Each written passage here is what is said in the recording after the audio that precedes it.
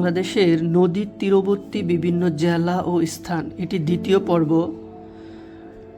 রাজশাহী, ঝিনাইদহ, মাদারীপুর, শালদা আর আরিচা ঘাট এই সবগুলোই পদ্মা নদীর তীরে অবস্থিত। আরেকবার বলি, রাজশাহী, ঝিনাইদহ, মাদারীপুর, শালদা, আরিচা ঘাট সবগুলোই পদ্মা নদীর তীরে অবস্থিত। এটি অনেকবার এসেছে।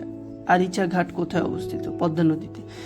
নারায়ণগঞ্জ এবং ঘোড়াশাল, নারায়ণগঞ্জ এবং ঘোড়াশাল হচ্ছে শীতলক্ষ্যা নদীর তীরে অবস্থিত। এটিও এসেছে। নারায়ণগঞ্জ কোন নদীর তীরে অবস্থিত? ঘোড়াশাল কোথায় অবস্থিত? কক্সবাজার নাপ নদীর তীরে অবস্থিত।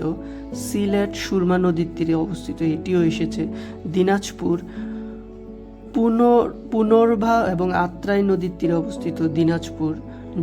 যশোর হচ্ছে কপোতাক্ষ নদীর তীরে অবস্থিত। এটি এসেছে।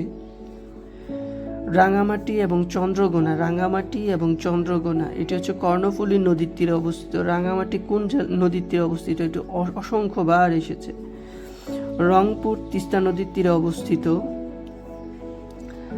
গাজীপুর এবং টঙ্গী এটি হচ্ছে তুরাগ নদীর তীরে অবস্থিত। এটিও অনেকবার এসেছে। যে গাজীপুর এবং টঙ্গী কোন নদীর তীরে অবস্থিত? তুরাগ নদীর তীরে। পাবনা হচ্ছে ইছামতি নদীর তীরে অবস্থিত। মহেস্থানগড় কোন নদীর তীরে অবস্থিত? এটি উত্তর করুন আপনারা। এগুলো সবগুলো এসেছে।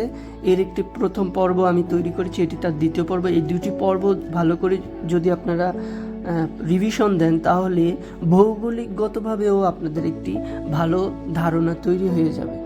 ধন্যবাদ সবাইকে। আসসালামু আলাইকুম।